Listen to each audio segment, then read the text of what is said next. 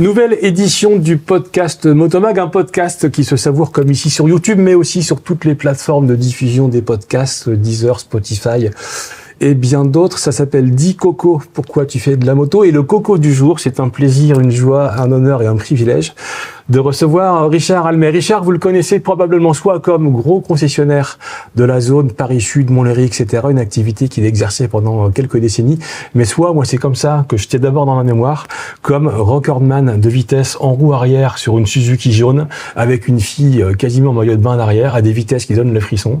Richard, merci d'être là sur le canapé Motomag. C'est un honneur. Et d'être là avec nous. Richard, tu arrives en France tout petit. Ton nom de ça, tu viens t'es originaire du Portugal. Je suis portugais. Ton vrai nom c'est Mon père a émigré dans les années 60. Oui. Va chercher sa petite famille, j'avais 4-5 ans. Ouais. Et j'ai grandi à Verrières-le-Buisson. D'accord. Et voilà. Et une enfance heureuse mais modeste. Enfance tranquille, heureuse. Oui. J'ai jamais eu de soucis par rapport à cette différence et par rapport à cette difficulté, quelque part, qui peut en être une, parfois.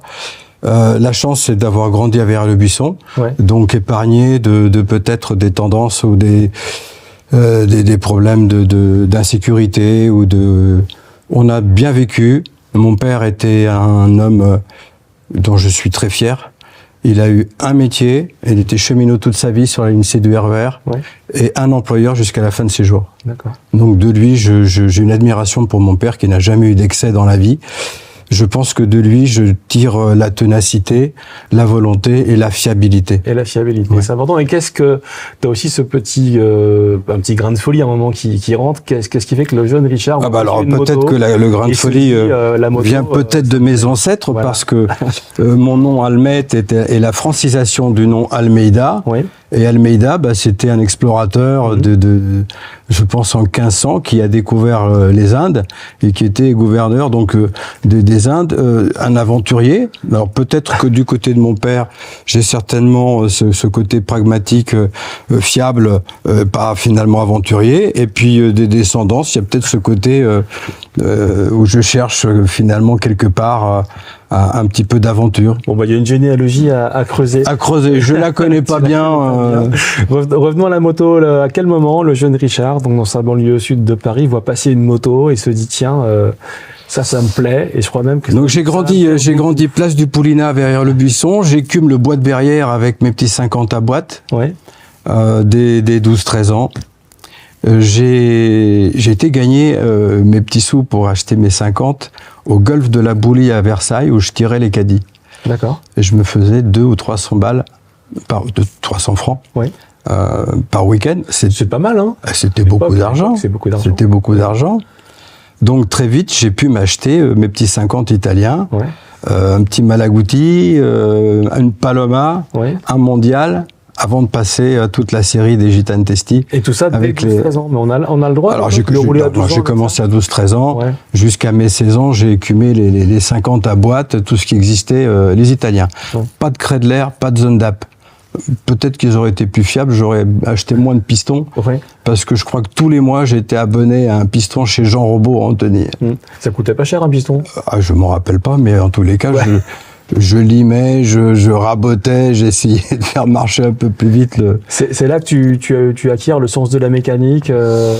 C'est là que, je pense que dès mes 12 ans, j'ai eu très envie des deux roues. J'étais passionné par ça, je vivais que par ça. Et 50, après 125. Je passe mon permis 125 en cachette de mes parents. Je pique la pièce d'identité de ma mère pour aller m'inscrire au permis. Je passe mon permis 125. Je planque mes premières motos parce que les parents étaient pas trop d'accord. Et très tôt, je me suis dit, il faut que je sois pilote, il faut que je fasse quelque chose avec la moto, je veux faire ma vie autour de la moto. Tu lisais la presse, j'imagine, à l'époque. Comment vient ce besoin de se dire, tiens, le pilote de moto, c'est une espèce d'absolu et je veux en faire partie? Non, je m'en souviens pas, je crois pas. Parce que c'est pas très médiatisé, la vitesse moto. À l'époque, on a quand même il y a 2 chaînes en noir et blanc, enfin, tu vois pas du GP. Non, mais non, pas de presse. Je me suis acheté mes 50, j'étais dans mon petit monde moto déjà, dans mes petits 2-3 potes autour de moi qui en avaient. Non, la passion du deux roues. La passion du deux roues, je me suis dit, de toute façon, c'était mon centre d'intérêt, mon univers. Hein. Et dès les 50, tu commences déjà à faire des acrobaties, des roues arrière. Dès les 50, comme il n'y a pas de pneus, comme il n'y a pas de partie cycle en état, il faut que ça lève, il faut que je fais déjà des singeries avec, quoi. Au lycée. Dès le début. Dès le début. Donc au lycée, après avec mon 125, avec mon permis 125, j'achète une petite CB. J'ai eu un petit accident de la route l'année de mon bac d'ailleurs, bac électrotechnique à Villegénis, à Massy. Je crois que mes potes de l'époque doivent se souvenir encore d'un uluberlu qui arrivait avec sa 125 CG, les béquilles entre les fesses en roue arrière. Ah oui, oui, déjà, c'est pas mal ça, ouais. Ça a dû marquer déjà un petit peu les esprits à l'époque. Ouais. Et donc voilà, je suis à l'époque du bac, je l'ai loupé. Je sais pas si j'ai été au repêchage ou pas, parce que j'avais déjà trouvé ma voie. Je tombe sur une annonce des frères Savard qui proposait une formation de préparateur de moto de course, de technicien moto en Bretagne. Les frères Savard, c'est pas ceux qui ont fait les systèmes d'euromotrice après, avec la roue avant motrice? Ils ont inventé, je pense, la roue avant motrice. Yamaha a dû reprendre des brevets, puisqu'on a eu des motos d'enduro, de super motards avec la roue avant motrice. C'était des super techniciens. Et puis j'ai 19 ans, en 79, je pars à Saint-Brieuc pour apprendre la mécanique moto. Et c'est une formation d'1 an? Formation d'1 an. Donc il fallait déjà... super. On apprenait les diagrammes de distribution, calculer des pots d'échappement. C'était pas une préparation, c'était de la préparation, c'était pas de la mécanique, apprendre à démonter. C'est pour ça qu'il fallait une base technique. Il fallait au minimum un niveau bac. Auparavant, j'avais déjà fait un BEP CAP d'électromécanique. J'avais passé des années à limer pour faire un cube parfait qui rentre l'un dans l'autre, qui s'emboîte l'un dans l'autre. Donc j'étais déjà plutôt habile de mes mains. La mécanique par la suite, ça a été assez simple. Donc je tombe sur cette annonce de technicien moto. Je me suis dit, mais ça c'est pour moi. Donc j'avais commencé à travailler un petit peu dans le 15e. J'étais frigoriste dans la climatisation et j'avais fait quelques mois de boulot à la Défense pour les clims des ordinateurs. Il y avait encore les ordinateurs à bande à l'époque. Il fallait que les pièces soient à 17-18 degrés, je crois. Mais ça m'a barbé très vite. J'avais ma petite camionnette, ma petite 4L fourgonnette, j'avais tous mes outils dedans. L'entretien des clims, la mise en place des clims. Bon, l'annonce, tu penses mécanicien moto par rapport frigoriste dans la clim à Paris, ça va bien, quoi. Je me barre en Bretagne, et puis bah, c'était qu'un an de bonheur. Je reviens avec mon petit diplôme en poche, et je me disais, mais ce serait bien une écurie de moto, quoi, parce que mécanicien, préparateur, le seul problème, c'est que j'ai 19 ans, j'ai pas d'expérience. Donc les quelques portes où j'ai pu taper, on m'a vite fait comprendre, écoute, t'es jeune, t'as 19 ans, va déjà travailler un peu dans la vie. Quand tu auras un peu le métier, peut-être que tu pourras t'occuper de motos de course. Et donc, pour voir le plus de motos possible et apprendre le plus vite possible, le plus grand garage, c'était qui? C'était Jean Robot, rue Frémécourt. Il venait de sortir de la rue de la Cordaire. Et je me retrouve mécanicien chez Jean Murit en 1980. Septembre 80. Ça, c'est le temple de la moto à Paris. C'était le temple de la moto. 50 personnes, on était déjà plus de 50 personnes. J'étais à la Pointeuse. Ça a été une école formidable pour la mécanique, qui m'a d'ailleurs servi toujours après, parce qu'il y avait des process de travail qui étaient déjà rythmés, qui étaient déjà organisés. Et ça m'a beaucoup servi par la suite quand je suis devenu concessionnaire, parce que apprendre cette rigueur, process de travail, OR, fiabilité, voilà, c'est pas désorganisé. On était 8 ou 9 mécaniciens au 4e étage. Derrière nous, il y avait le chef d'atelier dans une guérite vitrée, un peu façon prison. Il avait devant lui les ponts. Moi, j'étais sur le pont avec les potes, et t'avais le chef qui regardait derrière, donc t'avais pas droit à l'erreur. Alors le souci en arrivant chez Murit, c'est que un mécano BM s'est barré, on m'a collé au BM. Donc là, ça a été un peu la douche froide par rapport à mes rêves, mes envies de moto japonaise. Je me retrouve à faire des révisions sur des BMW de RTL, avec tout le matos de sacoche radio derrière. C'était génial. L'essai sur les quais de Seine, ça levait tout seul. Il y avait combien de kilos dans les valises? Bah, je sais pas, en tous les cas, ça levait tout seul, hein. Donc, sur les quais de Seine, bon, le souci, c'est qu'il y avait quelques retombées de roues avant un peu malencontreuses, les spies étaient explosés, je rentrais avec la moto avec les spies explosés. Ouais. Donc là, t'as le chef d'atelier qui te regardait avec des gros yeux, tu redémontais la fourche, après avoir fait une vidange. Pas vu, pas pris, hein. Pas vu, pas pris, hein. D'accord. Ok, t'en as pété combien des BM comme ça? Il y en a une, j'étais tellement pressé d'aller l'essayer. La boîte séparée du moteur, je me gourre, je mets 2 fois de l'huile dans le moteur à la place de la boîte. J'ai pas été bien loin, elle a sifflé, je l'ai ramené à sa place, j'ai remis de l'huile dedans, c'est pas moi, je sais pas. Le truc rigolo, c'est que le matin, c'était les jeunes mécanos qui montaient les motos en panne, 3 étages, rampe d'escalier pour monter. Mais ça a été des super souvenirs. J'ai passé un temps extraordinaire. J'ai encore des potes de cette époque-là. Ouais. Je les salue bien. Christian, notamment, qui était aux accessoires et qui était vendeur toute sa vie chez Murit. Sauf que tu comprends que de faire des vidanges sur des RT, ça va pas être ton horizon. Ça va pas être mon truc, non. Donc en parallèle de ça, j'étais effectivement déjà un peu mes loisirs autour de mes motos. Je m'achète une première 400 RD. Je m'achète ensuite un 500 four et une 750 F2. Donc, et tu veux toujours être pilote, là, ton est mort. Ah oui. Tu bosses dans la moto. Parce là, j'essaye de regarder comment je peux aller à Carole. Donc, je vais être traîné à Carole, qui venait de s'ouvrir, qui était un circuit jeune.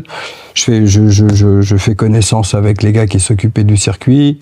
Je deviens très vite, je traîne ma vie un peu à Carole. Mais peu de temps. Et je tombe sur un pote qui lâchait son poste de coursier en assistance export dans le 9e, rue Rodier, Bruno Lataste, qui était un super patron pour moi d'ailleurs aussi. Il m'a vite compris que j'étais un petit peu hors norme et il me laissait aménager quand même mon temps de travail. Le but, c'était d'aller faire les démarches pour l'export de marchandises qui partaient au Moyen-Orient. Donc je passais à la boîte le matin, à la banque, je prenais 20 000 francs en espèces. J'allais faire les ambassades dans le 16e, tamponner les visas pour les factures qui étaient exportées.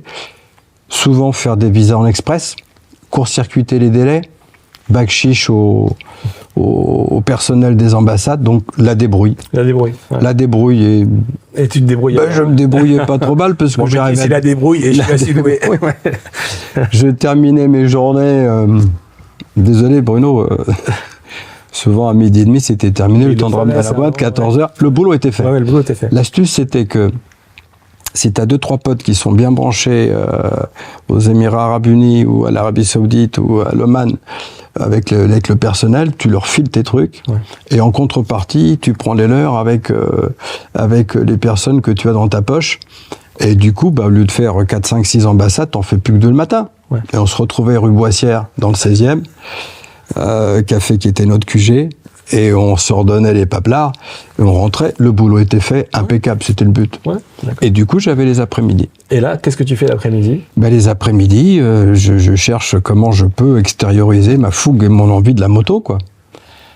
J'ai un motoclub avec lequel j'étais assez présent à Rissorangis, et on me vient l'idée d'organiser une course de roue arrière. La première en France, à Ris 180. Parce que là, c'était déjà très très bon là-dessus. Enfin, c'était la référence de tous tes copains sur ce type. Alors, Carole, il n'y avait pas grand-chose à faire à Carole parce que j'avais pas de course ni de moto pour ça. Donc, j'ai passé 3 ans de ma vie, place Saint-Michel, à stagner avec ma moto tous les soirs, tous les week-ends, avec une bande de potes. Nous étions la petite horde de motards sauvages parisiennes. Ouais. Place Saint-Michel, dès qu'on pouvait, on se retrouvait là-bas, on y passait le début de la soirée. Quand on était un petit groupe d'une dizaine, on partait en arsouille. Ouais. On partait en arsouille dans la vallée de Chevreuse jusqu'à Fontainebleau, et accessoirement, si ça faisait un petit peu trop loin, le périph'. Ouais. Les tours de périph', quoi. Le Prince Noir n'a rien inventé. Le Prince Noir n'a rien inventé, mais c'était bien après déjà. Ouais, c'était bien après. On avait déjà été délogé de Bastille et on était à Vincennes. Et on se retrouvait à Vincennes. On allait tous partir en arsouille après. Ouais. C'est bien le mot harce-souris, c'est un mot qu'on connaît à notre ami Maurice, qui est passé aussi dans les podcasts. Maurice, qui est un de tes amis fidèles aussi, qui est passé sur nos podcasts. Ouais, puis il a un autre truc aussi, c'est que toutes les motos, il les appelle des brels, et j'aime bien moi aussi. donc à l'époque, ça roule vite, ça roule vite. Le Prince Noir a pas fait beaucoup de bien. Enfin, du moins, le journaliste qui a trouvé l'idée du sujet, lui, super, il a trouvé une super idée de journaliste. Par contre, ça a apporté une image pour la moto vraiment. Toi, tu sens que ça a dégradé un peu les choses. Ouais. Il a pris un gars au hasard dans le groupe à Vincennes. Hein. Il en aurait pris un au hasard. Tout le monde le faisait. Ouais. Il n'y a rien d'extraordinaire dans l'exploit de taper le périph' à fond. Oui, mais les images bien montées, le sujet bien monté, l'idée du Prince Noir et compagnie, donc génial. Mais ça fait un peu de tort quelques années après à la moto. Ouais. Et toi, pendant ce temps-là, tu continues donc de pratiquer. Tu disais, donc moi, je m'éclate pendant 2-3 ans avec mes potes les week-ends. On fait des vadrouilles pas possibles. Et c'est là que je performe un petit peu dans l'exubérance d'un pilotage déjà un petit peu particulier. Ouais. J'ai pas la meilleure moto, j'ai pas le plus de puissance, mais tu sais les mettre. J'ai essayé d'être doué en singerie, quoi. J'ai essayé d'être doué. À l'époque, la roue arrière, il y a des images de motards sur la roue arrière depuis toujours, mais en tant que discipline, en tant que performance sportive, c'est pas médiatisé, c'est un peu nouveau quand même, non? Qui fait ça dans le monde ailleurs? Tu vois des choses? T'as une inspiration qui vient de quelque part ou c'est ton feeling à toi? Alors, l'histoire de cette activité-là, puisque finalement j'ai choisi d'en faire mon activité aussi pour gagner ma vie par la suite. Je la retrace au début des années 80. Donc, comme je ne réussis pas à rentrer dans le monde de la course, j'ai pas d'amis, je n'ai rien. Je fais cette course de roue arrière à Ris-Orangis. C'est dans le public, il y a Alain Brochery qui vient assister à cette course. Alain Brochery vient du monde du cinéma, cascadeur de cinéma, et il a l'idée de monter une équipe acrobatique avec des pilotes et en faire un spectacle qu'il allait produire peut-être un petit peu partout en France. Premier spectacle, c'est avril 82 à Carole, donc en 1 an et demi, j'ai pas eu le temps de faire grand-chose, juste faire le con avec les potes, pas de course, pas de moto.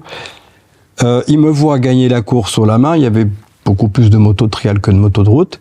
On fait ce premier show à Carole en avril 82, qui a très bien marché, qui a beaucoup plu, il y avait du monde, c'était assez novateur.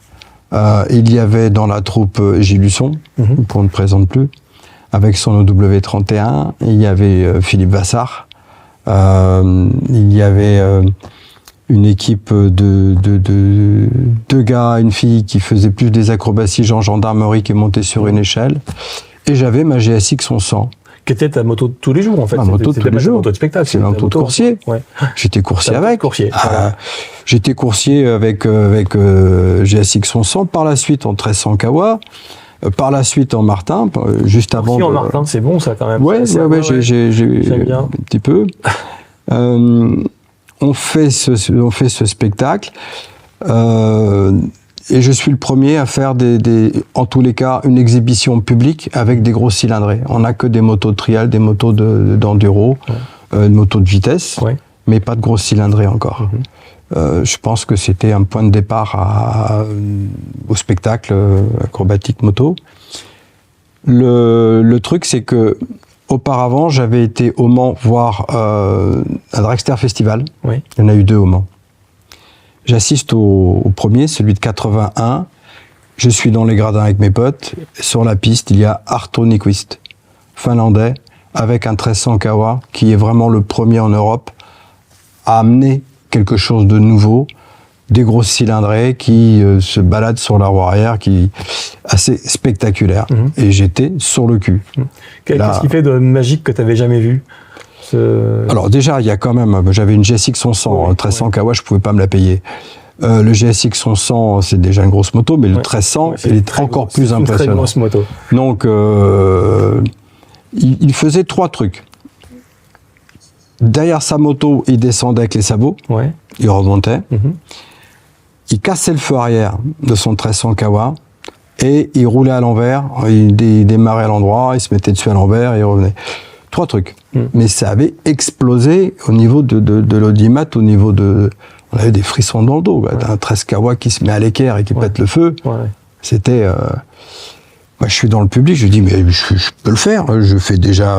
Toi, ça te paraissait, toi, t'étais impressionné? Ah, j'étais impressionné, si lui le fait, je le fais. Ben, j'étais impressionné par le. Ça a été quand même formidable de voir une moto comme ça être applaudie et autres. Et puis, bon, il n'était pas pilote, il était acrobate. Et ça plaît au public. Donc, je pense que c'est né de là, quoi. Je pense que inconsciemment, mon idée par la suite de me mettre dans cette activité, je l'ai prise à Artonequist au Mans en 81. Et 3 ans après, je me retrouve avec lui au Castellet pour un Grand Prix camion. Et on fait tous les deux l'animation ensemble. D'accord. Et vous échangez à ce moment-là? Le trajet n'a pas été, la trajectoire pour en arriver là, ça n'a pas été non plus si simple que ça. Je connais toujours pas grand monde. En tous les cas, je me mets à corps et âme dedans. Je traîne à Motojournal, je traîne au salon à droite à gauche, j'essaye de connaître du monde, il y a des personnes qui m'ont beaucoup aidé, qui m'ont en tous les cas bien mis le pied à l'étrier. Je pense à Marc Motret, qui est un des premiers il avait le budget presse de beaucoup de marques, Shoei, Metzeler et autres. Donc Marc me prend sous son aile, me donne un coup de main. Je sais plus comment je me retrouve à rencontrer Gérald Garnier, qui est le manager de Jacques Boll. Chez Jacques Boll, je commence à faire un premier pressbook avec Gérald Garnier. Et là, je rencontre Isabelle Guyat, qui traînait par là, puisqu'elle était amie du groupe de Maison Alfort.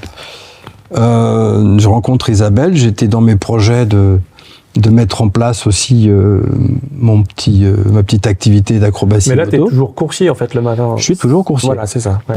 En fait, je suis coursier de 81 à 83, 2 ans. Les 2 années où j'ai fait un petit show à droite à gauche. J'ai commencé à travailler un petit peu avec les cascadeurs. Jean Sunny, la famille Bataille.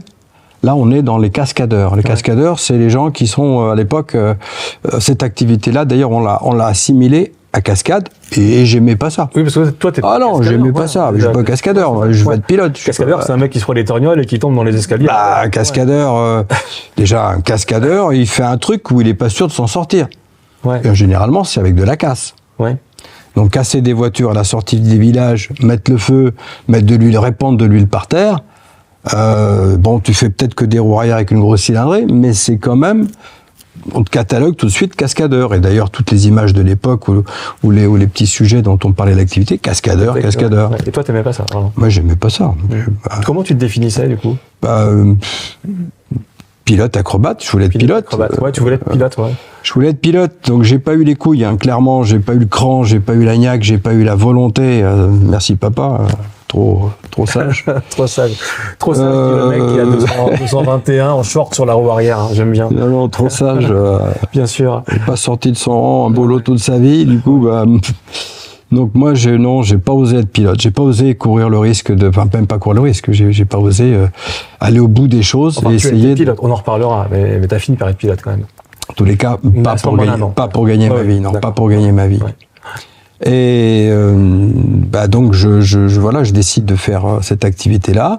Je rencontre Isabelle, Jacques Boll. Je lui présente un petit peu mes projets. J'avais déjà fait des petites choses, donc des petits spectacles et compagnie. Elle a été emballée. En fait, toi, tu te dis, je vais faire du pilotage acrobatique. Tu définis comme pilote. Mais je vais en faire un métier. Et tu veux en faire un métier. Je vais en faire un métier. Un spectacle. Voilà. Il y a cette idée-là. J'avais vraiment l'intention d'en faire un métier, de vivre de ça. Ouais. Voilà. J'ai décidé d'abandonner l'idée de pilote et j'ai décidé d'être pilote acrobate. Bon, c'est pas loin du truc, mais c'est pas la même chose quand même. Donc je mets corps et âme dedans, je travaille, j'essaye de faire des pressbooks, j'essaye de faire des photos, des trucs. Je traîne à MJ, donc Marc Motret me donne un gros coup de pouce, Gérald Garnier me donne un gros coup de pouce. Je passe à Moto 1. Je peux faire des wheelings pour vous si vous voulez dans vos essais. Joël Zerbib me prend sous son aile, je fais quelques essais avec le journal, je participe aux essais, c'est là qu'on avait rencontré Coluche. À l'époque, c'est Coluche, Eric Courly. Eric Courly, c'était toute l'équipe. Coluche voulait sa 500 RDLC, on l'a racolé pour faire l'essai de la 500 RDLC. J'ai fait des piges, j'étais un peu journaliste aussi. J'ai fait des piges. j'écrivais mes petits papiers. Petite anecdote, le but c'était de rendre le papier. Moi j'aimais bien faire l'essai, j'aimais bien rouler avec la moto. Les photos, j'avais compris que les photos c'était important. C'est super important. C'était Jean-Pierre L'Enfant à l'époque, il faisait des photos, Eric aussi, Marc faisait des photos aussi pour Moto 1. Après pour les papiers c'était un peu plus dur. Ah bah faut s'y mettre. Donc, des fois il fallait, j'étais un peu à la bourre. Plein de copains avec qui j'avais roulé avec la moto. Et tu peux pas me faire un petit paragraphe là sur la tenue de route? C'était mon pote Jean-Marc qui m'aidait à faire le compte rendu. Hop, on rendait le papier. J'avais mes 5 pages, impeccable. Pas tout à fait dans le même style du début à la fin. Alors, c'est pas grave. Oui, et puis bon. Donc ça complétait un petit peu. Enfin, en tous les cas, ça m'a aidé à rentrer un petit peu dans ce milieu moto que je connaissais pas, pour lequel j'étais pas prédestiné. Et mais ça a plutôt vite marché en fin de compte parce qu'à un moment, tu as assez la foi, justement, quand tu dis que ça marche, pour créer ta société, histoire d'être... très vite, tu vois, je sors de chez Murit 82, et fin 81, je fais à peu près 2 ans de coursier pour mettre tout ça en place, avec déjà des shows à droite à gauche, j'avais le temps. Et 83, du coup, je commençais à être demandé sérieusement. Et puis, donc, il fallait une entité juridique, et j'ai comme ça appris à créer ma première société. Vendre mes prestations, démarcher. Et donc 83, je me lance professionnel. Donc j'ai été le premier professionnel français. Pilote acrobate. De pilote acrobatie, qu'on appelle stunt maintenant aujourd'hui. Et ça n'a pas été si facile que ça, parce que on a toujours cette image de cascadeur, de casseur, de risque qui est collée. Et j'ai fait, je pense que j'ai fait un bon boulot qui était de très vite être pro de moto. Un mécanicien, une entité juridique. J'ai toujours respecté mes engagements. J'ai jamais loupé un show de ma vie.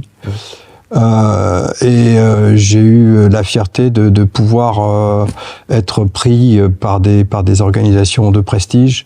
Baman, qui me fait confiance. François Chevalier pour la F1 au Mans, au Castellet, pardon.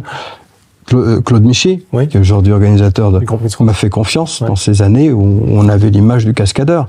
C'est pas évident de laisser une piste, une petite heure avant le départ de la F1, un jeune petit con avec sa moto qui fait le guignol, qui va se répandre par terre, 4 litres d'huile par terre, à nettoyer, t'imagines, ça peut différer le départ. Ça, c'était vraiment un cap à passer.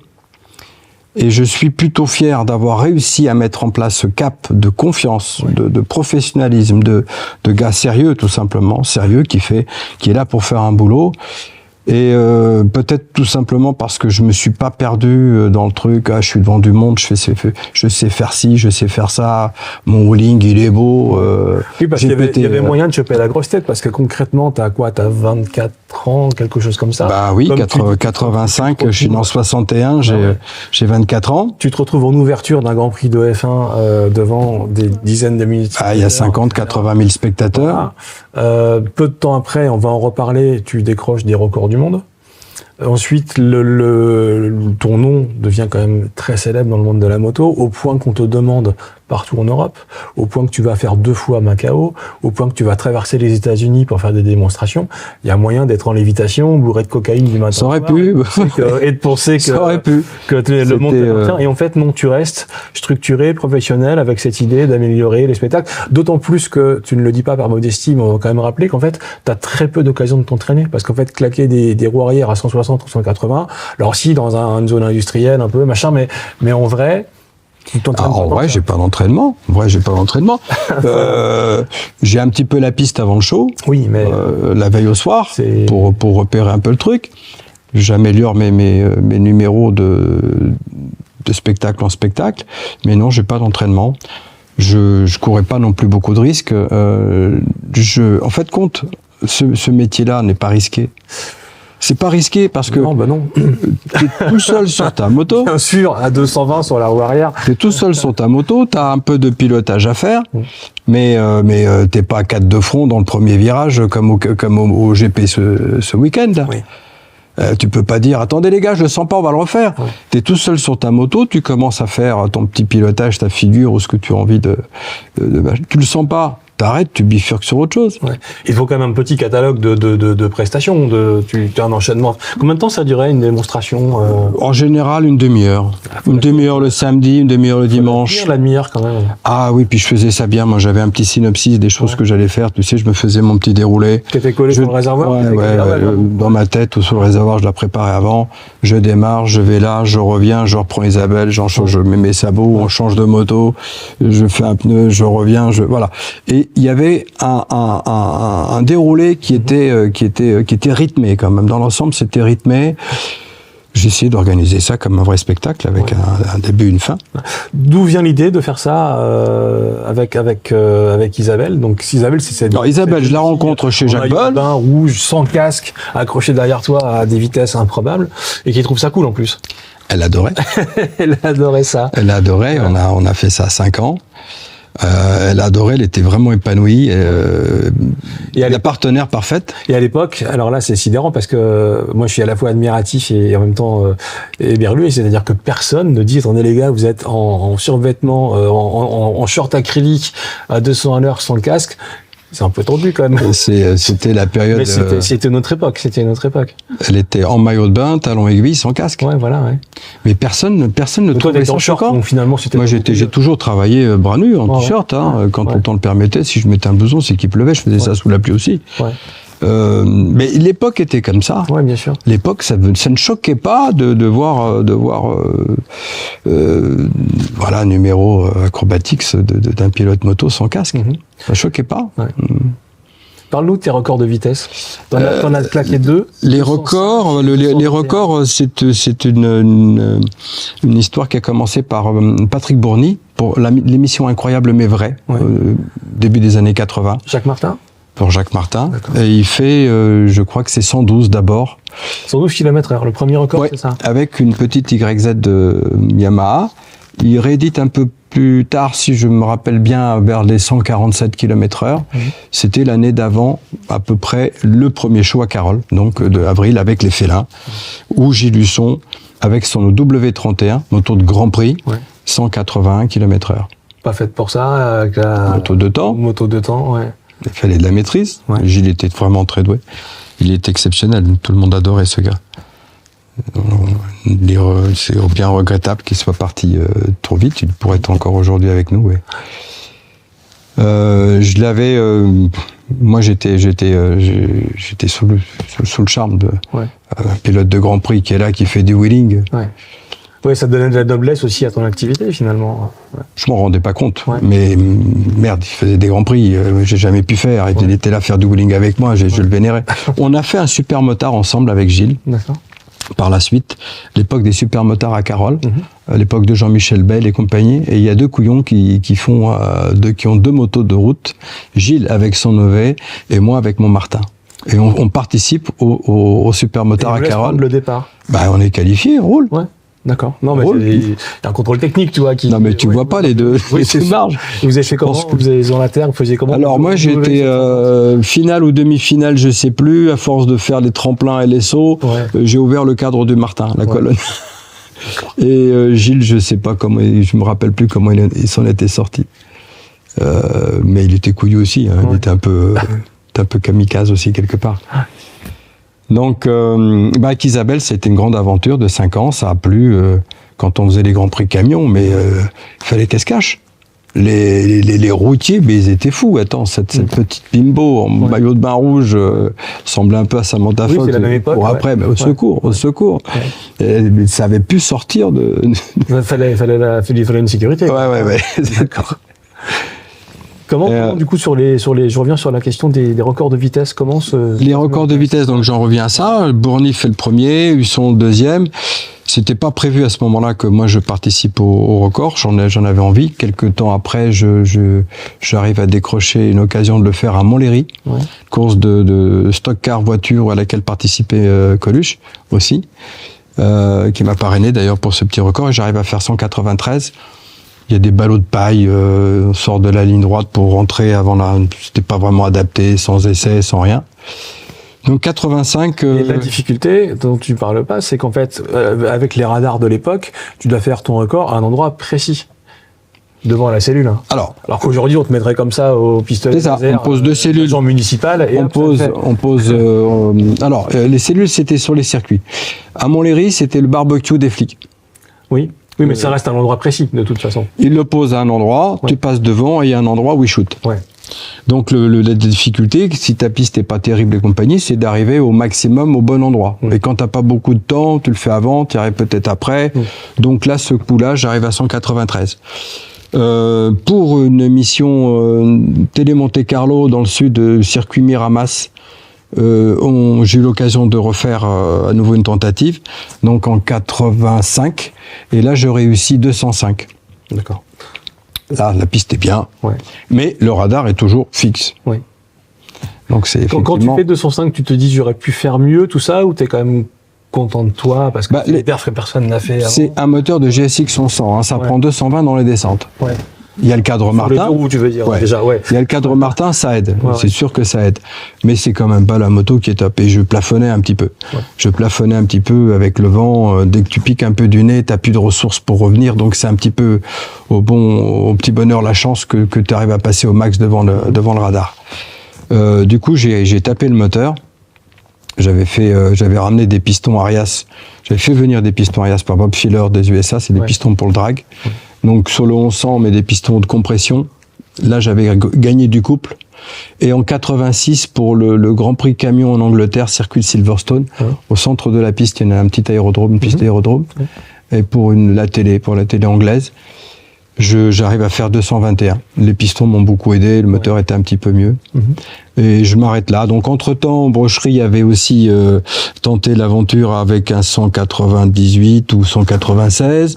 Bourny a essayé. Vous tirez la bourre entre vous? On était 3-4. Non, chacun voulait son record à soi, bien sûr. Donc attends, le cap des 200, il était mythique. Moto à 220 dans les descentes, taper 200, c'était quelque chose.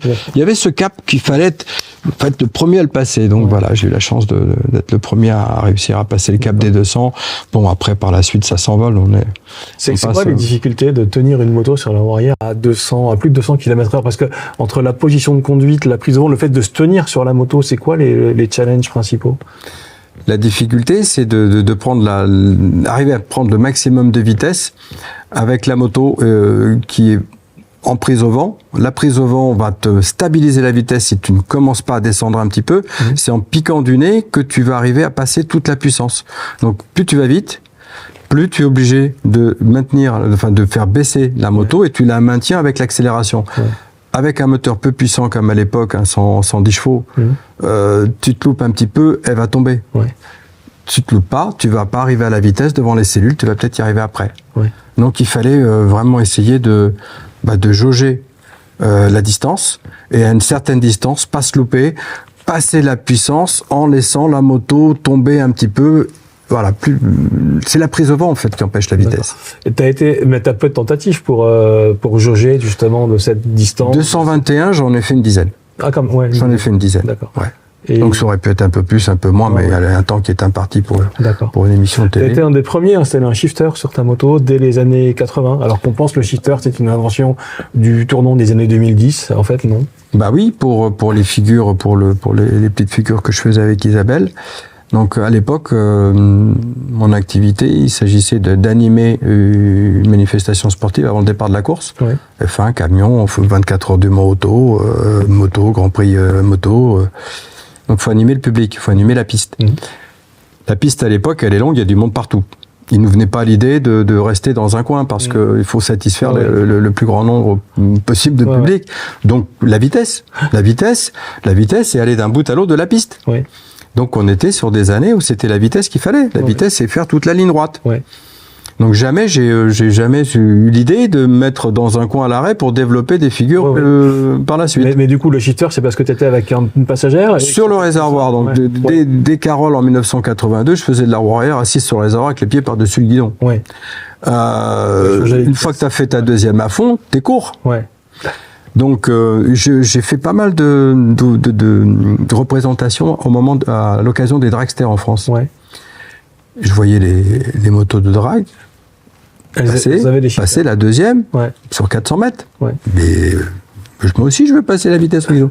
Donc, j'ai installé un petit shifter de drag sur ma moto D83. D'accord. Et ça marchait déjà bien? Alors, le truc, c'était une bonbonne d'air gonflée à 15 kg et un circuit pneumatique avec une petite coupure d'allumage électronique quand même. Ouais, quand même. Et quand tu passes la vitesse, donc ça coupe l'électronique et ta vitesse, elle passe. Ouais. J'avais droit à une cinquantaine de rapports, mais ça me suffisait pour faire un show. C'était fiable, tu n'avais pas le risque que la vitesse passe pas Non. C'était fiable, c'était un système fiabilisé du dragster. D'accord. Je mets un frein à main au guidon. Ouais. J'avais essayé des roues pleines pour essayer de surfer avec le vent. Ouais. Enfin, j'avais innové. Je mettais des fumigènes sur la moto. Ouais. Les feux arrière, des pétards dans le feu arrière avec un petit contacteur. Donc à chaque show, je cassais un feu arrière. Ouais. J'allais chercher mon cabochon chez Charles Krachka, qui était concessionnaire Gunze à l'époque. Oui, qui était rue des Laitières. Ouais, par carton. Charles dit, allez, 10 feux pour le mois à venir. Ouais. Donc voilà, j'essayais d'agrémenter l'activité de show par des numéros un petit peu spectaculaires, un petit peu innovants. Et à un moment, tu te retrouves à 5 personnes sur la moto. C'est-à-dire que ça commence à être tendu, là, des filles. Alors, le show, on le faisait à 3. Isabelle, mon jeune frère, c'était le plus fiable, le plus disponible. Il a 8 ans de moins que moi, donc il a écumé les circuits avec moi pendant toutes ces périodes. D'accord. Mon frère Philippe. Isabelle. Et c'était déjà très tôt, dès 1980, on arrivait à faire du wheeling à 3-4 dessus. Une fois à 5 au salon d'Orléans. Je pense que le public d'Orléans s'en rappelle, dans le parking, 5 sur la GSX. Ouais. Mais bon, c'est pas non plus extraordinaire comme. Non, bien sûr. C'est pas extraordinaire comme. Si tu veux, en soi, l'activité de stunt, aujourd'hui, ça me fait un peu bizarre me dire stunt. De dire stunt, j'essaie d'être à la page, mais quelque part, tu vois, ça me fait un peu bizarre. Enfin, ce pilotage acrobatique, je pense pas que ce soit compliqué en soi. Ouais. Il fallait simplement être. Fallait quand même un talent, fallait un don, fallait un feeling que peu de gens. Il faut un petit peu que tu sais. Faut pas être mauvais dans la moto, faut être un peu doué pour la moto en général, mais comme beaucoup de motards. Tu parles de noms importants dans la moto, comme Brocherie, etc. et compagnie, et c'est quand même toi qui as été le premier à franchir ces vitesses-là. C'est toi qui as été le premier à faire quelques figures. Tu me parlais. Oui, moi j'avais une rage de gagner ma vie avec ça, de m'en sortir en compagnie. J'ai pas eu les couilles d'être pilote, mais là, je voulais gagner ma vie, je voulais. C'est pour ça peut-être que j'ai pas perdu les pédales comme tu dis tout à l'heure, parce que j'étais un peu frustré. J'ai quelque part toujours été frustré de ne pas avoir été pilote. Ouais. Donc pendant toutes ces années de show, j'avais l'impression d'être le clown de service, et puis ensuite. T'avais ce sentiment-là? Moi, j'avais ce sentiment. Moi, je te voyais dans la presse, c'était fascinant. Non, moi, la posture de la moto comme ça, les chiffres 221 km/h. Non, j'étais pas serein, j'étais pas heureux au fond. D'accord. J'étais content de voir évoluer mon activité, qui fonctionnait, qui plaisait. Oui, j'étais satisfait du travail que je faisais, mais de l'activité en soi, non, j'étais frustré. J'étais pas serein dans mes baskets, j'étais pas à l'aise. Parce que pourtant, tu t'es pas blessé. Jamais. Tu t'es très peu cartonné. T'as inventé des figures comme, quand tu vois le Finlandais avec ses sabots, toi tu dis, moi je vais me faire tracter par une corde et je vais remonter la corde. Bon, une fois, ça s'est pas bien passé. Bah oui, Artaud descendait derrière sa moto, donc très vite je me dis, qu'est-ce que je peux faire de mieux? Donc je mets une corde derrière la moto, je mets 3 mètres de longueur ou 4 mètres de longueur, je fais ça à Carole à une occasion où j'avais un petit peu de temps de piste. Premier coup, impeccable. Oh, trop bien. Avec des semelles qui glissent parce que... Sabot en bois. Sabot en bois, ça marche. Donc moi, je camouflais mes sabots en bois par des baskets. D'accord. Donc on voyait pas trop, tu vois des vieilles images d'époque, on voit pas trop que j'ai des semelles en bois sous mes baskets. Donc je fais ça à Carole, je mets ma corde, j'essaye un coup, impeccable. Oh, je me suis dit, trop facile. Je recommence, je vais le faire plus vite. Et je descends de la moto, et puis je te fais des grands coups de bras. Je suis allé au bout de la corde. Mais en allant au bout de la corde, tu sais, j'y suis allé par un coup. Qu'est-ce qui s'est passé? Je me suis mis à faire le drapeau. J'étais à 4 mètres derrière la moto.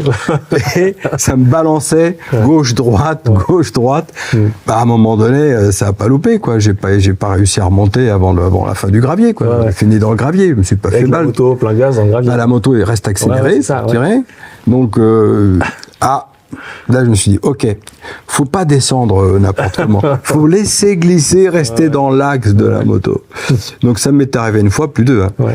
C'était un petit truc que je faisais quand il y avait beaucoup de longueur de piste, parce que c'était bien avec la longueur de piste. Mais je descendais plus à grand coup de bras, hein. Bien glissé, bien droit. Ouais. C'est plus jamais arrivé. Donc voilà, donc une petite pizza, une petite dermo-abrasion, ça arrive. Ouais. On est tombé une fois en Angleterre à Silverstone avec mon jeune frère derrière. Ouais. À l'envers sur la moto, à la fin des stands, on était vite, on était 180, un truc comme ça. Un grand coup, une grande bourrasque devant.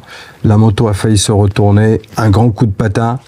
La moto retombe avec la roue pas bien droite. Ouais. Je me tape un putain de guidonnage. Le guidon m'échappe des mains. On a fini 20 mètres sur le bitume avant d'être dans l'herbe. J'ai repris l'autre moto, on a fini le show. C'est la seule fois. Tu disais, tu étais toujours en t-shirt, en short et tout, quoi. T-shirt. Tu aurais pu être une pizza vivante. T-shirt, basket et petite jet. Ouais. Ouais, donc t'as vraiment eu cette chance-là. Donc en fait. Ouais, c'est la seule chute publique que j'ai eue. Ouais. Pardon. Une deuxième fois au Castellet aussi. Au Castellet, je prends un peu de l'élan dans la piste. J'avais un pneu neuf. Et là, j'ai même pas eu le temps de faire 200 mètres. La moto en glisse par terre. Pas grave, j'avais pas vraiment commencé. Hein. J'étais en train de prendre de l'élan pour rentrer en piste. Donc ma deuxième moto, Pascal, mon mécanicien, à côté me ramène l'autre moto et je fais mon show complet. J'avais les genoux explosés, mais j'ai pu faire le show. Donc, à part, voilà, tu vois rien de méchant. Parce que si on résume, si on aligne tout, tu fais des figures que personne ne fait jamais, tu décroches 2 titres de 2 records du monde, tu ne te blesses pas, tu gagnes très correctement ta vie, en fait, on peut le dire à cette époque-là. Ouais. Et à un moment, tu te dis, ouais, je vais arrêter. Et je vais arrêter. Voilà. Je vais arrêter parce que, donc, frustré de pas être pilote, j'étais pas bien dans ce truc-là. Donc, je me voyais pas continuer comme ça à faire ce métier-là jusqu'à la fin de mes jours. Ouais. Mais j'ai surtout eu une envie de gosse incroyable, quoi. Il m'est arrivé à 29 ans, j'ai eu une envie de gosse. Donc, t'arrêtes pour faire des enfants? J'ai eu envie de gosse. Non, c'est parfaitement recevable. On a une famille, des enfants. T'as des enfants? 3 enfants. Ah ben voilà. 2 garçons, une fille au milieu. Ils aiment la moto ou pas? Oui, globalement, oui. Ils sont pas dans la moto, j'ai rien fait pour. Et non, ça a été un truc qui m'a tiré parce que ça a tiré finalement ma vie. Je décide d'arrêter pour quelque chose de plus sûr, donc je décide de devenir concessionnaire. Et en fait, t'as beaucoup roulé sur Suzuki et tu deviens finalement concessionnaire Suzuki parce que tu as une écoute auprès de leur part, j'imagine, qui est bienveillante et à un moment, ensemble, vous arrivez à trouver un chemin. Petite anecdote, après une ouverture de je sais plus, 24 heures au GP au Mans, je monte dans la tribune, dans la loge Suzuki. C'était Tom Tamaï, je crois, qui était à l'époque adjoint président. Je lui dis, je voudrais arrêter. Est-ce qu'il serait possible peut-être un jour que je puisse distribuer Suzuki en concession? On s'était pochetronné. Les Japonais, après, quand ils gagnent ou quand tout se passe bien, ils se lâchent. Hein. Ouais. J'étais un peu pochetronné avec moi dans la loge. Elle me dit, sûr, quand vous voulez. Et puis effectivement, ça n'a pas loupé. L'année d'après, je postule. C'est Maurice Petit. Qui m'a beaucoup aidé, qui m'a beaucoup accompagné dans la mise en place de la concession. Et puis je commence à travailler avec Suzuki dès mars 88. Et là, tu découvres un nouvel univers, c'est complètement nouveau, ça. Là, je rentre dans un autre truc. Donc, je me suis dit, je vais faire du commerce moto pour élever mes enfants et gagner ma vie. Alors, une petite anecdote, c'est que les gens pensaient que j'étais en couple avec Isabelle. Jamais de la vie. On a été. J'avais ma petite copine de lycée que j'avais rencontrée pendant mes études.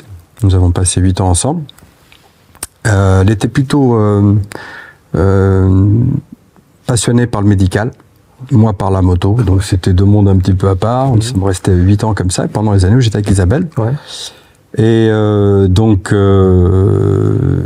ça s'est fini où elle est partie avec quelqu'un du médical et puis moi dans la moto. En tous les cas, Isabelle... quand j'ai commencé la concession, elle est partie sur un projet avec son copain pour monter un restaurant dans le Nord. Moi, je démarre la concession moto, mais il y a encore des demandes. Tu as encore quelques démos comme ça? Ouais. Donc, des gens qui m'ont fait travailler pendant plusieurs années. Ça a été très compliqué, difficile de dire non. Donc, j'ai fait encore quelques spectacles, 88. Mais tu le faisais un peu par obligation? Tu prenais encore du plaisir ou? Moi, je sélectionnais 2-3 trucs. Ouais. Je sélectionnais 2-3 trucs et puis... c'était plus mon métier. Donc je le faisais en dilettante un peu. J'y allais en dilettante sans me prendre la tête, je fais mon truc et puis je profitais un peu. Et toujours le même feeling sur les motos à plus de 200, ça se perd pas en fait. Oui. Ça se perd pas. Donc j'avais plus de partenaire. Ouais. Bah oui. Donc il faut une partenaire. Alors je recrute. Je passe une petite annonce. Et tu la libelles comment, la petite annonce? Cherche fille pour des warriors à 200 à l'heure.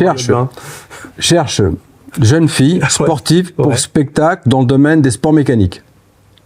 C'est vague. Bien rémunéré, 4000 francs le week-end. Ah ouais, bien. Ouais. J'ai eu. T'as eu du monde. Ah j'ai eu du monde. C'est quoi le critère de sélection après, une fois que t'as ça? Alors, le critère de sélection, le magasin, donc je venais d'ouvrir la concession, c'était début 88. Donc je travaillais. À l'époque, on était en cassette vidéo, j'avais un petit écran dans un coin, une petite télé, je passais la cassette, je dis écoute, voilà de quoi il s'agit, je te montre. Il y en a qui sont donc je la mettais devant la cassette. Il y en a qui sont partis en courant. J'allais même pas au bout de la cassette. Oublie-moi. Mais où elle est? Pense à quelqu'un d'autre. Ma grand-mère, si tu veux, moi non. D'accord. Et elle se barrait. Ouais. Beaucoup. Pas mal, ouais, quelques-unes. Et puis quelques-unes sont restées, quelques-unes sont bon, ok, un petit essai, je veux bien. Petit essai. Je pouvais même plus respirer. Non, arrête, c'est bon pour moi. Et puis voilà, il y a eu deux, trois filles qui ont dit ok, dont Catherine. Qui est la mère de tes enfants. Qui par la suite, donc mars, avril 88, juillet et autres, au départ elle était donc juste partenaire et puis comme l'été ça s'était terminé avec ma copine de lycée, j'ai flanché. C'était plus le boulot, j'ai flanché. Et je me suis retrouvé on s'est retrouvé avec 3 enfants, 92, 94, 96. Donc c'était rythmé, tu vois, j'avais un programme en tête. J'arrête les shows. Le côté sérieux. Je fais une famille. Donc j'avais promis à ma maman que je me marierais avant 30 ans. J'ai tenu parole 6 jours avant. Donc 3 enfants, 3 prénoms en A, Alix, Alvin, Aude. Accessoirement, premier achat immobilier concession, SCI 3A, et enfin ainsi de suite, 3 magasins, 3 IMO. D'accord. Je voyais mon truc rythmé, ça rythmé de 15 ans de ma vie. D'accord. J'avais un projet là-dessus. Donc je deviens concessionnaire et puis je rentre dans le métier, j'oublie l'activité moto, acrobate, je raccroche complètement. Ouais. Mais tu fais de la moto, tu n'arrêtes pas la moto. Je raccroche complètement le stunt, voilà. Le pilotage acrobatique. J'arrête totalement, je remise la moto, elle est restée dans un coin, j'y ai plus touché. Dernière apparition, je crois que c'est en 90 où j'ai emmené à Limbourg à l'ouverture du Bol d'Or et où je cours le Bol d'Or après le show. 90. C'est, je crois, ma dernière prestation publique. Et en dilettante, comme ça. Donc, tu retires le short et... Donc j'étais déjà pilote là. Tu mets la combine et ça... Et là, en 90, je suis pilote. Donc je commence en 88, j'avais déjà fait un 24 heures. Et en 90, je fais les 24 heures. Donc, je fais une petite animation avec Alain Bourg. Et je fais la course. On n'a pas terminé, la moto a cassé. Là, je commence à prendre une revanche sur le passé. Oui, parce que tu refaire Le Mans. Tu as fait quoi, 7 Mans? J'ai fait 7 Mans, 6 terminés. Ou pas, non, 5 terminés. Donc, je fais 5, 6, 24 heures, 3 bols d'or. Pour quelqu'un qui voulait être pilote, c'est pas mal, non? L'idée, si tu veux, c'est que je voulais pas qu'on reste sur l'idée de Richard, c'est un pilote, c'est un saltimbanque qui est clown de service et il a fait le pitre étant jeune. Voilà. Parce que, si tu veux, quand on enlève le clown, l'arène, c'est les gladiateurs. Et moi, je voulais être aussi dans les gladiateurs. D'accord. J'aime bien la formule, ouais. Passer de la clownerie au gladiateur. Et ouais, tu te retrouves aux 24 heures du Mans avec tes motos alignées, tu cours vers ta moto. Tu prends le départ. C'est des sensations uniques, ça. Mon premier, je l'ai encore dans ma tête. Ouais. T'as le Papitan qui est à 150, 200 000 tours. Le premier virage. Ah putain, ça passe pas. Donc il y a un pâté au premier virage. Et puis très vite, au bout de 2-3 virages, je pense que ça le fait encore pour les pilotes aujourd'hui. Je pense que. Oui, c'est dans une routine. Moi, mon dernier 24 heures, c'est en 2004. Il y avait ce coup du départ. Et c'est d'autres sensations, c'est d'autres trucs. En tous les cas, je me suis tranquillisé, j'ai trouvé un peu plus de sérénité après avoir fait ces quelques courses, simplement pour aussi montrer que voilà, j'étais pas que le clown de service, que finalement, pour prendre ses départs, il faut gagner sa qualif. Oui. C'est pas plus de 10 ou 15% du meilleur temps, donc on n'achète pas le départ. J'ai toujours roulé propre, j'ai jamais gêné les pilotes, j'étais plutôt correct et dans le coup. Pas de gros cartons. Pas de gros cartons, jamais de crash sur ces quelques endurances. Ah oui, jamais tombé. Non, d'accord. Jamais sur les endurances. Quelques courses à Carole où après je suis tombé une fois ou deux, mais sinon les endurances jamais. Et voilà, ça a été un immense plaisir que de pouvoir participer à cette assez. Est-ce que le vivre ta première endurance ou même la dernière endurance, ça t'a apporté les sensations que tu espérais trouver quand tu disais je vais être pilote?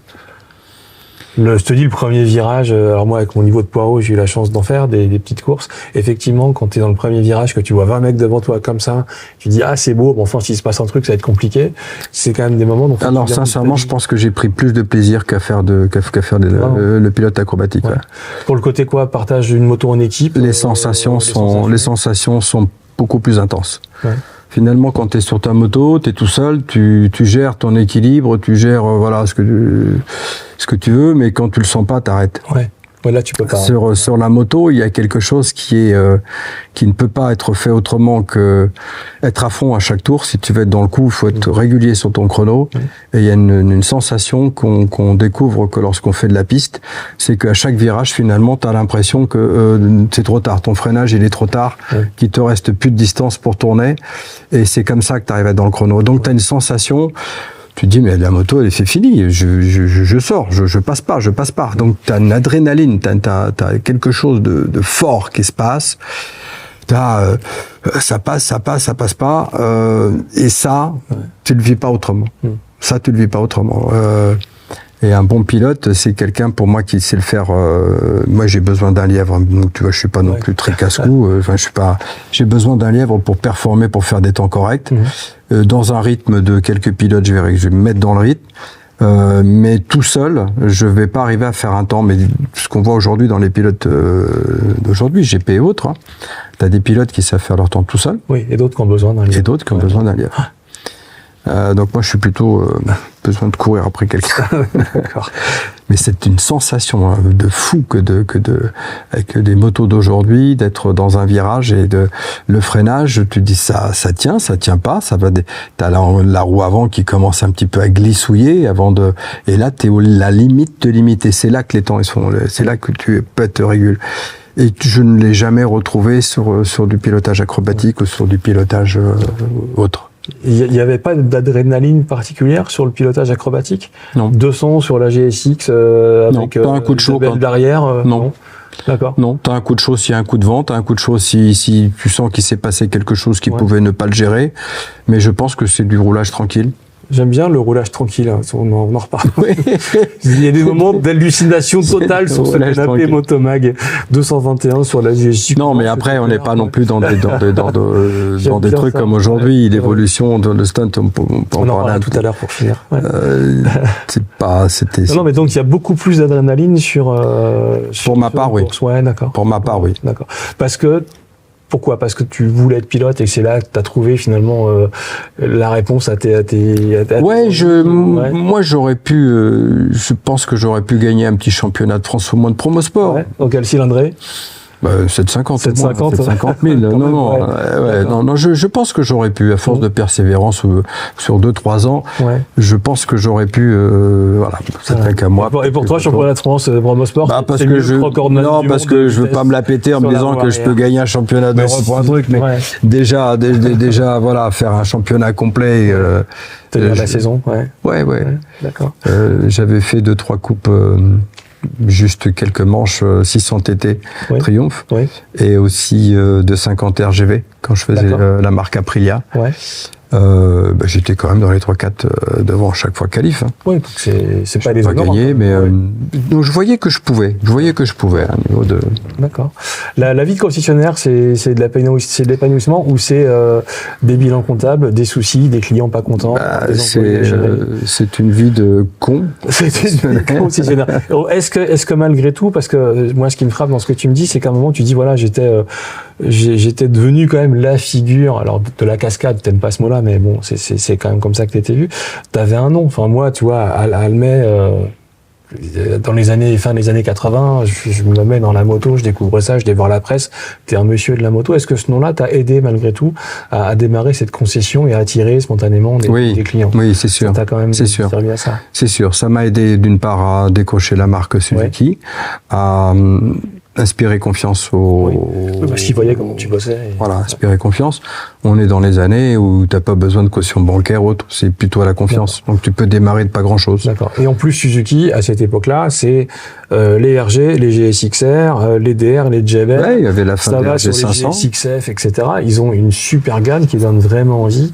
Avec toute la sympathie qu'on leur porte et les réels, c'est quand même plus compliqué. J'ai démarré dans les belles années. T'as démarré, donc t'as quand même eu 15 belles années avec Suzuki. Ouais, 88, on est au début des années GSX-R. Ouais. Ça m'a porté 10 ans. Voilà. Ouais. Et la vie d'un concesse, c'est quoi? C'était tête dans le guidon toute l'année, ou t'as des moments où tu te dis quand même, je suis là parce que j'aime la moto, je suis là parce que je partage cet amour de la moto, ou c'est vraiment un business un peu difficile? 30 ans d'activité, il y a 3 tranches de vie. Ouais. Les années 90, les années 2000, les années 2010. Donc par tranche de 10 ans, tout a évolué. Les années 90 ont été magiques, magnifiques, je pense, pour tous les concessionnaires. C'était que les belles années. On a de la moto, un jeune qui a son permis et qui a un premier boulot peut s'acheter une GSX-R. Donc on vend 60% de motos sportives.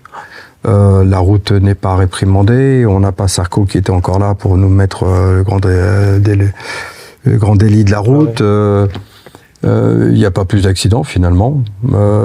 Donc c'était les belles années. On est dans les années de mécanique, d'accessoires, de pots d'échappement, de prépa, d'arbre à cam. 10 pots de ville par week-end. Ouais.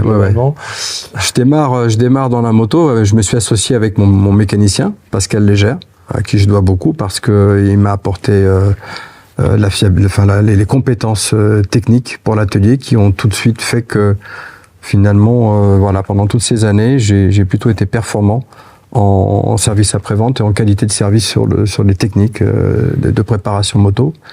J'ai eu la chance d'avoir des très bons mécaniciens. Pascal était un aventurier, il est parti faire sa vie en Guyane. Ensuite, j'ai eu un autre mécanicien qui a fait toute ma carrière, qui est Frisé, connu comme le loup blanc dans la région parisienne. C'était mon petit sorcier qui préparait ma moto, les motos de clients. Donc, je suis été très axé sur la préparation, sur la qualité d'atelier, les compétences techniques, et je pense qu'on a été ou qu'on est encore, puisque ma dernière activité existe encore. Le métier le métier de commerçant moto, de motociste, se doit de faire de la qualité de service et pour ça, je pense ne pas avoir démérité. Ce qui m'a permis de faire toutes ces années. À côté de ça, tu rencontres des problèmes avec les constructeurs d'une marque à l'autre qui te mettent une emprise de plus en plus, qui cherchent à te rendre dépendant de leur marque et puis être leur petit soldat. Ouais. Et toi, t'as jamais trop aimé suivre les règles ou obéir à 100%? Pas trop. Donc, je commence multimarque, j'ouvre plusieurs magasins pour me battre contre ce système. Il était plus tranquille dans les années 90. Ouais. Il est devenu de plus en plus oppressant au début fin des années 2000. C'est Honda qui a commencé en 99 à mettre à mal le réseau. Ouais. Avec les motos payables au cul du camion, ou du moins avec caution bancaire et autres. Donc je démarre, j'allais chez Suzuki le lundi, je vendais mes motos dans la semaine. Ouais. Suzuki France avait un stock d'1 millier de motos. Ouais. Je vendais mes brels dans la semaine. Le lundi, avec un pote transporteur, on prenait un SMI, on allait à Coignères, et je prends un 500 RG. Et là, tu choisis ce que tu veux. Parce que j'ai vendu. C'est-à-dire qu'on te dit pas si tu veux non, ce que j'ai vendu. Strom, t'as dit vendre. Il y a tout. Tout est en stock. Tout est là, ouais. Le lundi matin, j'allais chez Suzuki, je prenais les motos. Vous me mettez un 500 RG, un 750 GSX-R, et puis on ramenait ça, je vendais dans la semaine, j'allais chercher. Donc voilà comment j'ai commencé le métier. Petit à petit, on arrive au début des années 90, la guerre du Golfe, crise. Suzuki boit le bouillon, grave. Je passe de 200 et quelques motos vendues à 90 en l'espace d'un an. Ouais. On craint pour la suite de Suzuki, pour le dépôt de bilan peut-être même, dont on a parlé. Tous les cas, ils disent au réseau, prenez ce que vous pouvez, faites des scooters, faites autre chose. C'est comme ça que je me suis retrouvé à faire Aprilia. faisait que des 50 et des 125 à l'époque. Là, on dérouille. On n'a plus de moto et puis c'est la crise, quoi. Donc je m'élargis encore un peu plus. Suzuki est le premier à avoir emmené le système d'affacturage dans le système de concessionnaire. Ce qui nous a sauvés, peut-être, mais qui a aussi mis la dépendance parce que tout le monde s'est engouffré dans le système. Ouais. Donc, je ne sais pas si c'est intéressant d'en parler, mais... Juste pour expliquer ce que c'est. Un métier de concessionnaire, c'est que tu es concessionnaire si tu as une bonne banque qui te suit, une bonne garantie bancaire, qui va couvrir les factures du constructeur avant qu'elles partent. Ouais. Donc, en fonction de tes possibilités, on te donne une ligne de crédit de 400, 500 000 euros.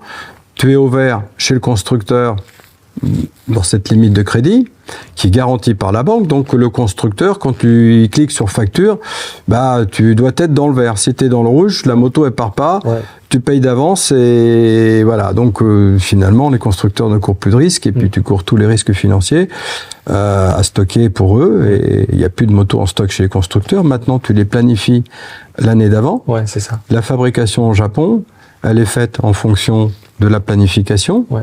Et tu deviens simplement la petite dernière case d'un tableau Excel. Ouais, on t'a livré ce que tu as demandé, tu te débrouilles. Donc, il y a 2-3 usines de fabrication pour toutes les marques, c'est comme ça. Planification pour les continents, Asie, États-Unis, Europe. Europe par pays. Pays, la France, 5 régions. Ton directeur commercial, ton inspecteur commercial a X motos à partager. Il a 25 concessionnaires en région parisienne. Dans ta dernière case de concessionnaire, tu as 220 motos à faire. Ouais, voilà. Tu bosses bien, tu fais des bonnes portes ouvertes, tu fais des bonnes actions, tu es un bon artisan, tu fais bien ton boulot et compagnie, tu te dépouilles, tu fais des listes clients, tu fais des belles actions. J'en voudrais 5 de plus. Ah non, c'est pas prévu. Ouais. Non, tu les as pas. Ouais. L'année prochaine, tu demanderas plus. Peut-être qu'on t'en donnera plus. Ouais, cette année, c'est mort. Ouais. À l'inverse, il n'y a pas moyen de me récupérer 6 en Grèce ou au Portugal. Il y a de la bidouille. Voilà, il y a de la bidouille. Il y a de la bidouille. Voilà. Mais c'est compliqué. Tu as surtout les impayés des gars qui n'arrivent pas à assumer leurs engagements, donc ils se retrouvent avec quelques motos. Ouais. Ah, on en a récupéré, c'est pour toi.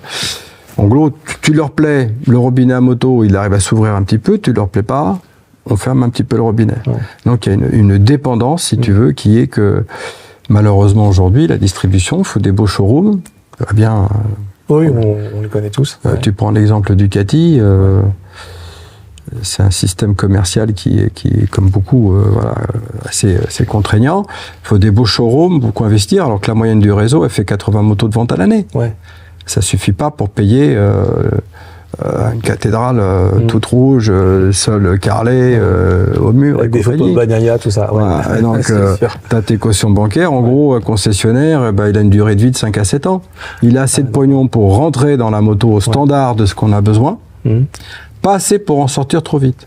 Mais c'est idiot parce que les marques auraient intérêt à fidéliser des gens qui bossent dans la durée. Qu'est-ce qui fait que c'est cette rentabilité à court terme, c'est ce qui privilégie? Écoute, je pense que c'est un système qui vient d'automobile. Ouais. C'est la distribution. Mondiale, elle est un peu comme ça. On fabrique et on vend d'avance. On court plus de risques. Donc, auditeurs qui regardaient, ou motards qui regardaient, qui écoutaient, soyez des fois un petit peu indulgents avec votre concessionnaire. Des galères. Attention, quand il vous prend par la main 3 fois autour de la moto jaune et qui vous dit non, c'est celle-là qui est bonne, c'est celle-là qu'il faut que tu achètes. Ouais. Peut-être que c'est celle-là qui lui prenait, qui lui est pendu avec et qu'il a besoin de deux. Donc voilà, c'est un peu con de finir comme ça. Donc moi, pour essayer de pas rentrer dans ce moule, j'ai eu plusieurs magasins, plusieurs marques. Ouais. T'as eu jusqu'à 10 marques, c'est ça? J'ai fait une dizaine de marques. Ouais, j'ai fait une dizaine de marques, Suzuki, Kawasaki, Honda, MV, Guzzi, 10 ans Triumph, 10 ans KTM. T'as même fait Voxan. Voxan, depuis quelques années. Voxan. C'était cool de faire Voxan, ça te faisait plaisir ou c'était pour avoir une marque? Non, j'y croyais, j'y ai cru un peu. Ouais, j'ai cru un petit peu. À quel moment j'ai essayé. Croire quand on te dit, ne la vendez pas, c'est là parce que le moteur, il est pas bon. Il y a plein de soucis sur les moteurs. C'était Marc Fontan, je crois, qui s'occupait de ça quand je l'ai fait. Donc non, c'était déjà la fin. Ouais, tu sentais que c'était déjà la fin. Ouais. Et est-ce que les légendes qui permettraient de croire que la façon de bosser, des Italiens et celle des Japonais est différente, le côté structuré, organisé, le côté un peu fantasque, les compare-moi MV Agusta, Kawasaki. Avec les Italiens, l'Italie, c'est épique, les Italiens. C'est pas une légende, ça. Non, mais paye d'abord, t'auras les motos après, déjà. Ouais. Donc MV, tu payes d'abord, t'as les motos après. Peut-être, ouais. Si t'as un problème technique, si t'as de la chance, ils t'envoient un fax avec un éclaté de pièces où tu entoures la pièce que t'as besoin, mais tu la payes d'avance. Ouais. Et en espérant que le fax passe bien, ouais. D'accord. C'est pas. Quel regard tu portes sur ces quasiment 30 ans d'activité de concessionnaire? Est-ce que les contraintes qui s'accumulent font que tu l'as quitté sans déplaisir? Parce qu'à un moment, tu dis, bon, là, c'est plus mon métier, ça a trop changé. Ou est-ce que vendre des motos à des gens, ça reste quand même Moi, je remarque aujourd'hui qu'effectivement, c'est beau, des showrooms, des beaux magasins où t'as 3 motos simplement sur un beau trépied, un beau piédestal. Malheureusement, je pense que dans l'ensemble, ça ne permet pas aux concessionnaires d'avoir tous les moyens pour rendre les meilleurs services et puis faire en sorte que le loisir de la moto soit équitable. Donc, si t'as pas de rentrée, si t'as pas de marge pour offrir tes services, à un moment donné, il y a un souci. Et je pense que la moitié du réseau aujourd'hui est un petit peu pendu par ces obligations. Et le manque de moyens pour être dans le service, dans l'échange de services avec un client, quoi. Donc, il faudrait réduire l'épaisseur de la moquette et laisser plus de liberté. Il faudrait peut-être trouver des compromis un petit peu plus. Ils le font par obligation dans certaines régions de province où ils ont un point de vente, où ils ont pas le standard. Mais quand il y a de la concurrence, tu sais, un concessionnaire aujourd'hui, moi, il me fait penser dans les guerres là les chevaliers, t'as le premier rang, ils portent les étendards. Donc taillot. Alors t'as vu le premier rang avec les étendards tombe, et derrière t'as des gars qui laissent leur mousqueton pour reprendre l'étendard. Ouais, taillot. Con. C'est un peu une mission. Quel regard tu portes sur la pratique de la cascade, du pilotage acrobatique, du stunt? Aujourd'hui, c'est du stunt. Ça a complètement changé. On voit plus. Alors, on voit beaucoup de choses sur les réseaux sociaux, sur YouTube, parce que ça donne un écho incroyable. On a l'impression que tout le monde en fait partout, mais on voit plus de gens à 220 à l'heure avec une fille en maillot de bain, son casque accroché autour de son cou. Mais non, parce que ça passe plus. Ça passe plus. Aujourd'hui, on a perdu notre liberté. C'est clair, tout le monde s'en rend compte. Donc, et pourquoi pas? Il y a des tas d'activités sportives qui sont à haut risque. Ce qu'on voit dans la voltige, dans les planeurs, là, les ailes Delta et compagnie. Il y a plein d'activités sportives qui sont très très dangereuses. L'escalade, l'alpinisme et autres. Donc, je pense que pour un problème de médias, de répression, de la sécurité qu'on veut nous imposer, qui pour moi simplement une bonne raison de raquette de la route. Le nombre de morts, il me semble que chaque année n'a toujours le même. Une sorte de plancher là depuis quelques temps. Pour quelques stages de récup de points, j'ai bien compris que la moitié était des personnes qui s'endormaient ou qui étaient en ligne droite.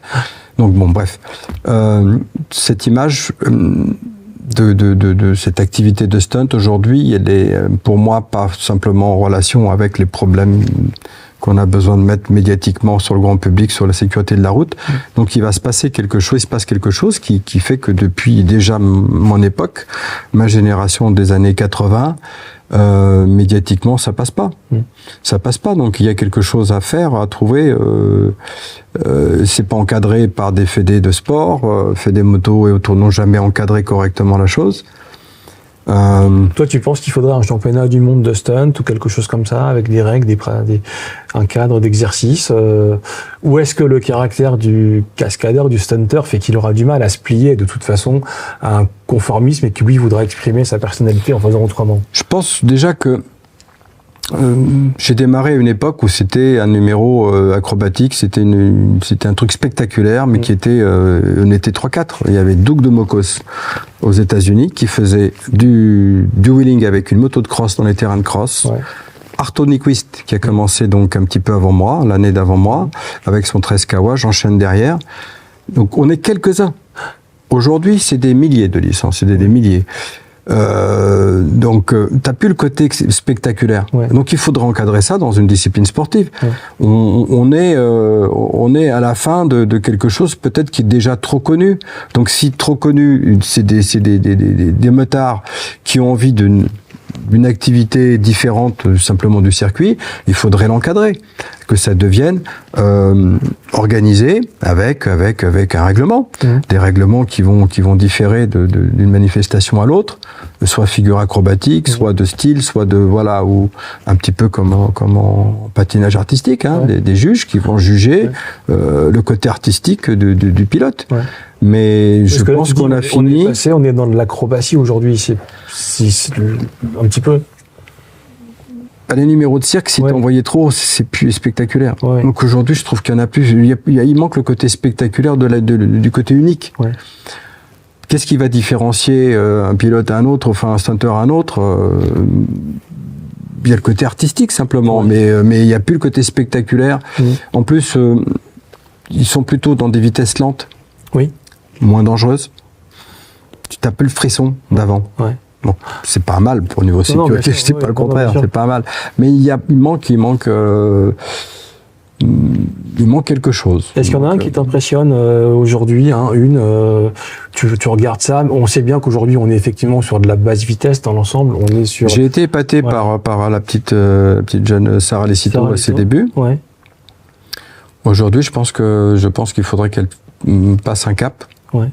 Qui est peut-être soit elle rentre complètement dans un côté purement athlétique, comme beaucoup de le stunt aujourd'hui va avoir une autre, à mon avis, va évoluer vers quelque chose de beaucoup plus fort physiquement. Ouais.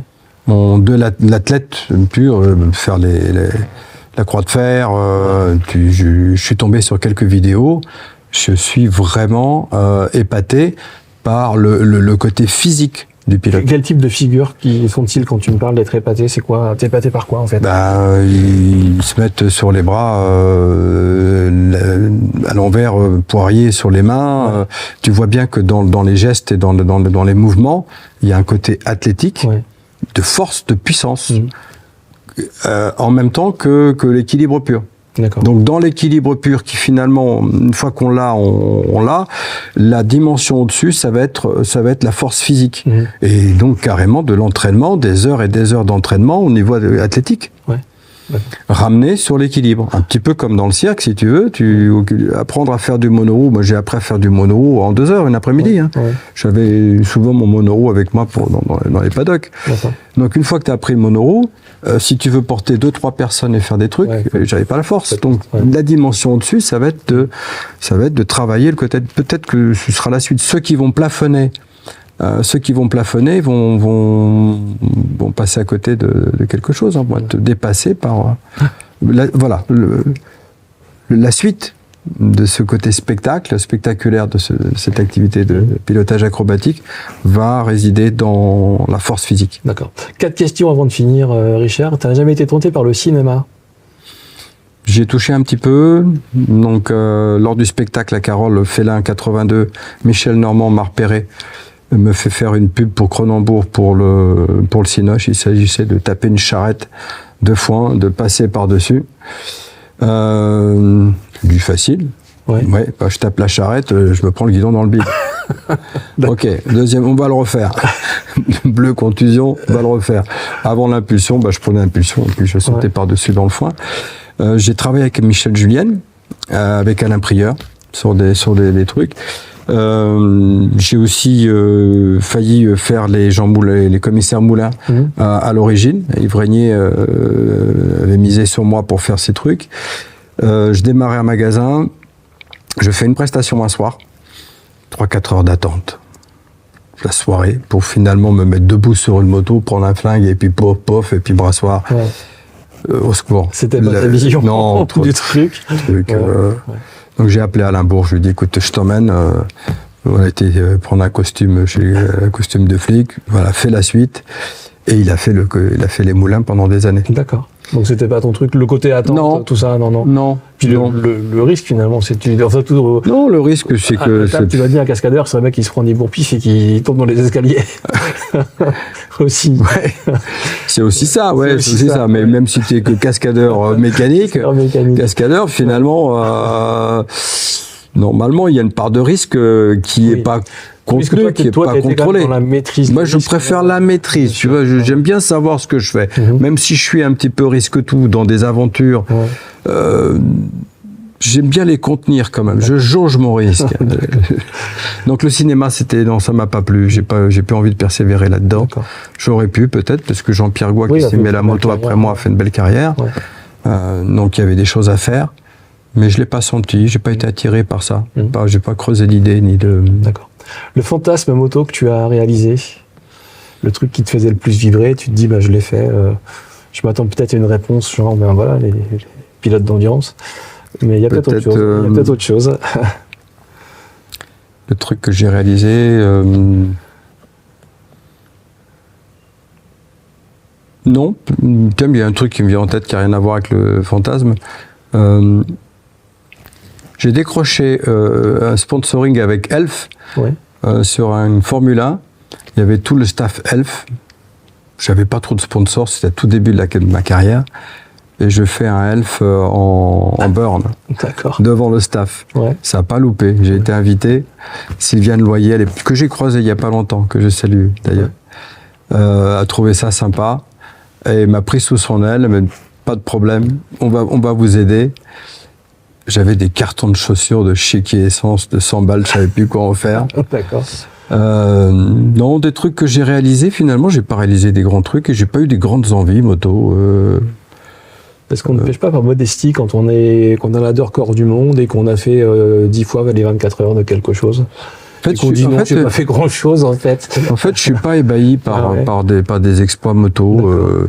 Je pourrais les faire. Je pense que je pourrais les faire.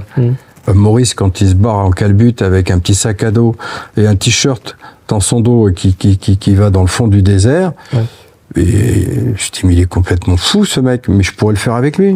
On est tous le fou de quelqu'un, non? C'est ça. Il n'y a pas des exploits qui me... Par contre, tu vois, j'ai peur du désert. Je suis trop court sur pattes. Je vais m'enliser, moi, avec mes pattes. Oui, mais l'avantage, c'est que tu te poses vite sur les bras. Tu vois. Non, je vois pas. D'accord. Le fantasme moto pas réalisé. Truc, tu dis, tiens, j'aimerais bien faire ça, ça manque à mon expérience de la moto, je l'ai pas fait, c'est quoi? Le TT, j'aimerais bien faire le TT. J'aurais bien aimé faire le TT. C'est le truc le plus dingue et le plus fou. C'est trop tard et compagnie, mais j'aurais aimé dire j'ai fait le TT. Même si tu parles de risque maîtrisé, je pense qu'au début, tu arrives là. J'en connais quelques-uns qui l'ont fait, qui te disent ah ouais, les premières fois, tu dis. Je dis pas que j'aurais été chercher une perf, mais faire le TT, c'est un truc couillu, quoi. C'est un truc couillu. Je me sentais de pouvoir le faire à une période. T'aurais eu la porte ouverte, t'y allais, quoi. Mais même s'il y avait une opportunité, je le ferais. Ça paraît risqué, mais moi je vois pas le risque derrière. Le risque, quand il y en a, on voit tout ce qui se passe, tous les bons pilotes qu'on a perdus. Ça peut arriver n'importe où, n'importe quand. Bien sûr. Et le TT, c'est pourquoi? C'est pour la longueur de la piste, la vitesse moyenne complètement invraisemblable, le côté t'es seul face à toi-même, quoi. Je pense que c'est un truc toi et toi-même. C'est vas-y, va au bout. Bon, respect. Respect pour ça. Moi, j'aurais aimé faire un TT. Mais, déjà, je vais y aller. Un jour, j'irai. Je n'ai jamais eu l'occasion d'aller le voir en spectateur. Et je vais y aller. D'accord. Bon. Richard, pourquoi tu fais de la moto? C'est la dernière question. Pourquoi je fais de la moto?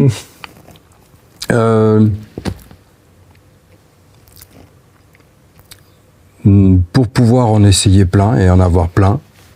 À la différence... d'une femme qu'on garde pour la vie. La moto, on peut en changer comme on veut, on peut toutes les essayer. Elles sont toutes bien. Il y en a de toutes sortes pour faire tout et n'importe quoi dans tous les types de situations. Donc du coup, la pluralité de la moto me plaît. Et c'est peut-être pour ça que je fais de la moto. J'aime bien changer de moto. J'en ai pas une fétiche, j'ai pas un style particulier. Je les aime toutes. Ça évolue au fur et à mesure, je pense, qu'on vieillit, qu'on avance dans la vie. Je passe d'un domaine à un autre. Mais elles sont toutes bien, donc c'est formidable de pouvoir en changer quand on veut. La pluralité de la moto, il a encore ça à Martin Desrecords. Il est venu nous voir ici dans le studio Motomag en Kawa 1300Z. Il dit qu'il n'a pas fait grand-chose dans la moto, mais il a quand même fait une dizaine de courses d'endurance de 24 heures, de records du monde de pilotage acrobatique sur la roue arrière avec une passagère en maillot de bain accrochée à son cou. Richard Almet, merci d'être venu sur le canapé Motomag. Merci d'avoir partagé avec nous cette passion de la moto qu'on sent qui te fait encore briller tes yeux bleus après toutes ces années. Moi, je t'ai découvert effectivement quand je lisais Moto Journal adolescent avec cette Suzuki jaune. Pas compagne, ton assistante, ton Isabelle Guyard. Isabelle qui faisait accrocher à toi en maillot de bain rouge. C'était complètement fascinant. Je crois que ça l'est toujours aussi fascinant. Le principe du podcast, c'est que ce sont des gens et des mots. N'hésitez pas à aller regarder un petit peu sur Google ou sur YouTube tout ce qui entoure la carrière de Richard et sa grande passion de la moto. Merci encore infiniment. Merci Philippe pour cet agréable moment. Un grand moment de partage avec nous. Merci. On se retrouve bientôt sur d'autres émissions Motomag. Merci à Fred à la technique derrière la caméra. D'ici là, on est prudent. On se retrouve sur des débriefs de GP, des off, des essais, des apéros du vendredi, d'autres podcasts. Bisous sur le casque. À très bientôt. Merci encore, Richard, d'être venu avec nous. Au plaisir.